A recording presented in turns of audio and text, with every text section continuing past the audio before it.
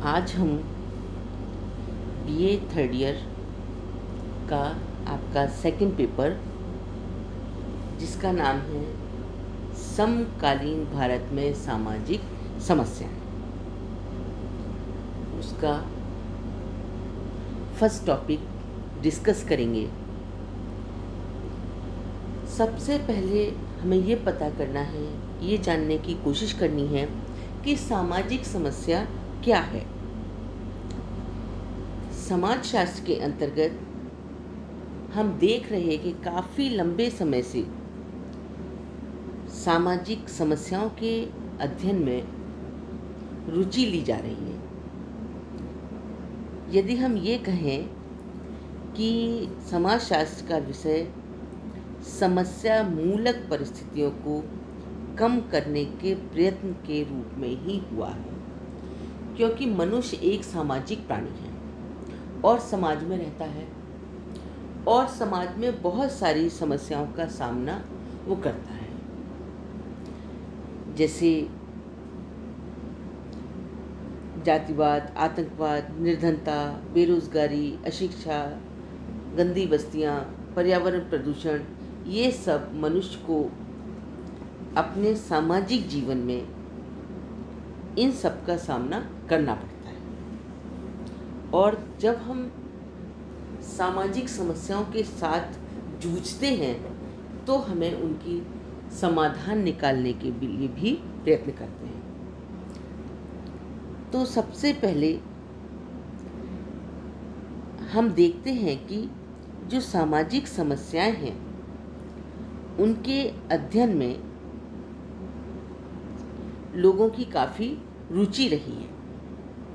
क्यों? क्योंकि ये एक सामाजिक जीवन का विभिन्न अंग है कि जहाँ पर शिक्षा है तो उसके साथ अशिक्षा भी एक समस्या है, अगर विवाह है तो बाल विवाह भी एक समस्या है, बेरोजगारी भी एक समस्या है। तो ये सारी समस्याएं ऐसी हैं जो हमें अपने जीवन के साथ देखने को मिलती है। कभी भी हमारा समाज ऐसा नहीं रहा है जो किसी समस्या से विहीन हो। तो इसलिए इतना अवश्य है कि कभी समस्याएं बढ़ जाती हैं और कभी समस्याएं घट जाती हैं। तो इसलिए जैसे जैसे हमारी सामाजिक जीवन की सुविधाएं बढ़ती जा रही हैं, वैसे ही सामाजिक समस्याएं भी साथ साथ बढ़ती जा रही हैं। जैसे आज संचार के साधन, शिक्षा के प्रसार के कारण इन समस्याओं के प्रति लोग क्या हो गए हैं, ज़्यादा संवेदनशील हो गए हैं, है ना, और उनके बारे में ज़्यादा जानने लगे हैं। तो हम देखते हैं कि जैसे हमारे सामाजिक जीवन में तीव्र गति से सामाजिक परिवर्तन हो रहे हैं, तो उसी तरह से तीव्र गति से सामाजिक समस्याएं भी बढ़ती जा रही हैं और लोग उनमें रुचि लेते जा रहे हैं। वर्तमान में हम देखते हैं कि सामाजिक समस्याओं के समाप्ति के लिए, खत्म करने के लिए अर्थशास्त्री, मनोवैज्ञानिक और समाजशास्त्रियों में जो एक ज्ञान है उसका विशेष लाभ उठा रहे हैं।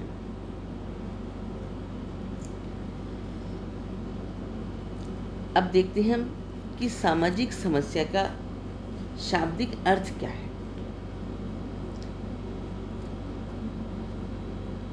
कि एक सामाजिक समस्या में 3 तत्व पाए जाते हैं।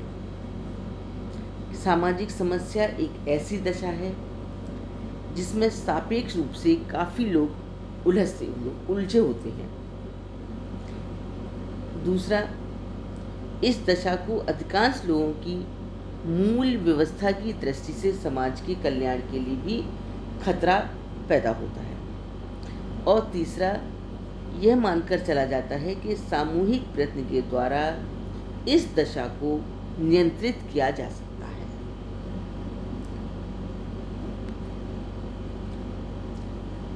कुछ समाजशास्त्रियों ने सामाजिक समस्या को अपने अपने तर्क के आधार पर, अपने अपने विचारों के आधार पर परिभाषित किया है।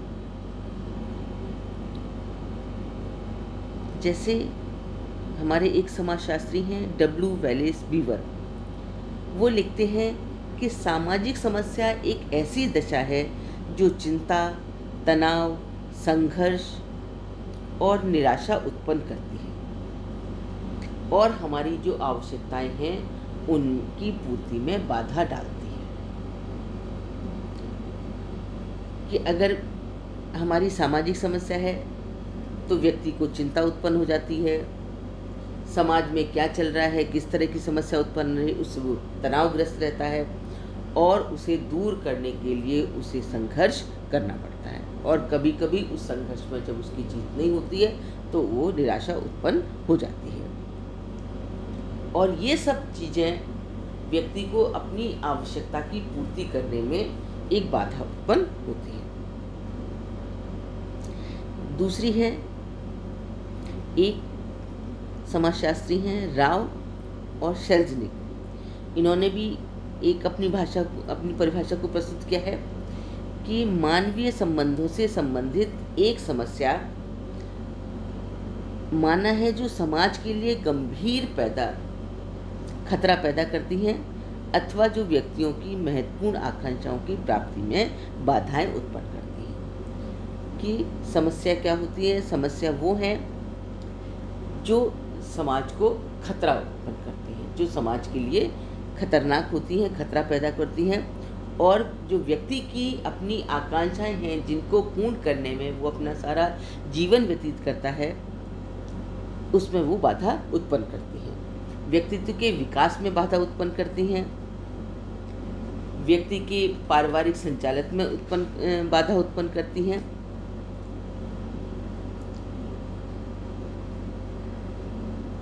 अब हम देखते हैं कि हमारे समाज में दो तरह की समस्याएं हैं, एक तो व्यक्तिगत समस्या और दूसरी है सामाजिक समस्या, लेकिन दोनों में पर्याप्त अंतर पाया जाता है। सामाजिक समस्या और व्यक्तिगत समस्या को अलग अलग समझने के लिए हमें पहले दोनों के अंतर को स्पष्ट करना पड़ेगा, उनके अंतर को जान लेना आवश्यक है। तो सामाजिक समस्या के अंतर हम देखते हैं कि जो व्यक्ति के विकास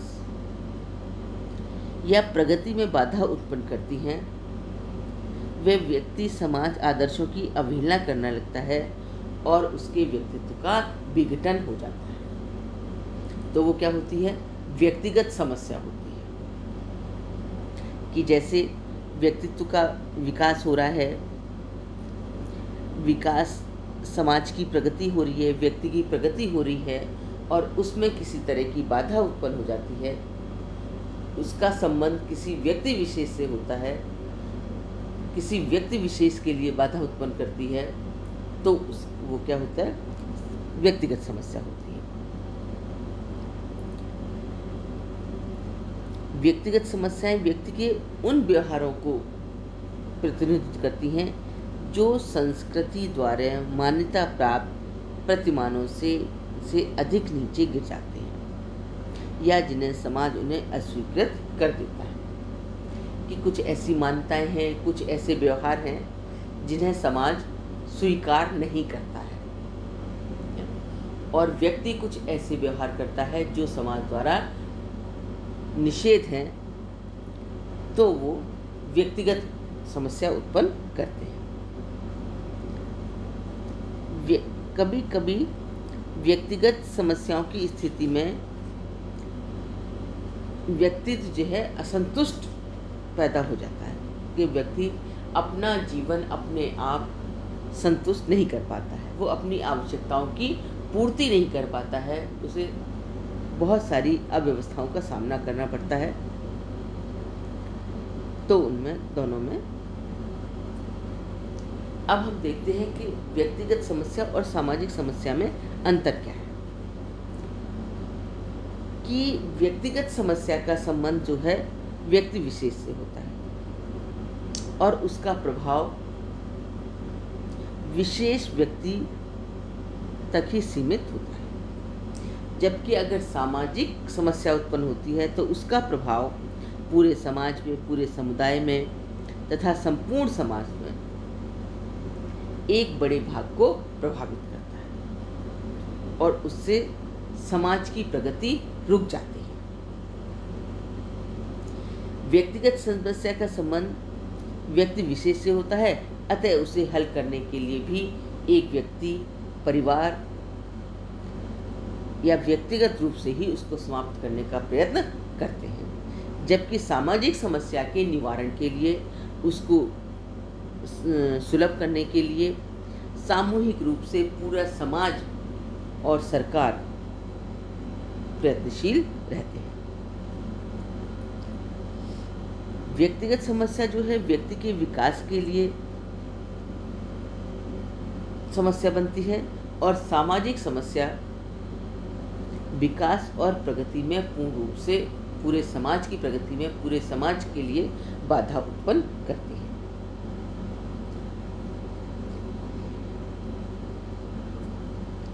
व्यक्तिगत समस्या के जन्म के लिए व्यक्ति स्वयं या कुछ व्यक्ति ही उत्तरदायी होते हैं और व्यक्ति द्वारा अस्वीकृत साधनों का प्रयोग करते हैं। जबकि सामाजिक समस्या की स्थिति में समाज के अधिकांश व्यक्ति अनैतिक साधनों के द्वारा अपने उद्देश्यों और आवश्यकताओं की पूर्ति करने लगते हैं। व्यक्तिगत समस्या के दौरान व्यक्ति के व्यक्तित्व में असंतुलन आता है, विघटन आता है, जबकि सामाजिक समस्या की स्थिति में सामाजिक संरचना और पूरा संगठन और पूरा समाज अस्त व्यस्त होने लगते हैं।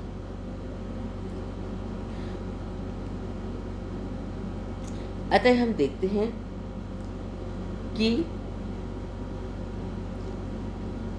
जो ये दोनों समस्याएं हैं वो एक दूसरे से एकदम अलग अलग हैं, बल्कि दोनों में घनिष्ठ संबंध भी है कि दोनों अलग अलग हैं लेकिन फिर भी दोनों में घनिष्ठ संबंध है। ये दोनों ही एक दूसरे को प्रभावित करती हैं, चाहे व्यक्तिगत समस्या उत्पन्न हो चाहे सामाजिक समस्या उत्पन्न हो, पर दोनों एक दूसरे को प्रभावित करती हैं। कुछ समस्याएं ऐसी भी हैं जो व्यक्तिगत और सामाजिक दोनों ही हो सकती हैं और दोनों ही होती हैं। व्यक्तिगत समस्या और सामाजिक समस्या, जो व्यक्तिगत समस्या है वो सामाजिक समस्या को जन्म देता है और जो सामाजिक समस्या है वो व्यक्तिगत समस्या को जन्म देता है। दोनों ही एक दूसरे के पूरक हैं।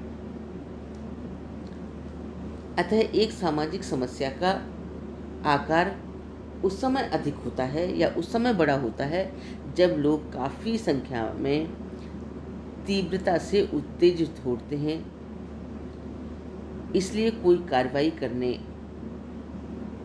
को प्रस्तुत हो जाते हैं, तो सामाजिक समस्या उत्पन्न हो जाती है और उसका प्रभाव पूरे समाज पर पड़ता है। पूरे समाज की प्रगति रुक जाती है, सामाजिक जीवन अस्त व्यस्त हो जाता है। धन्यवाद।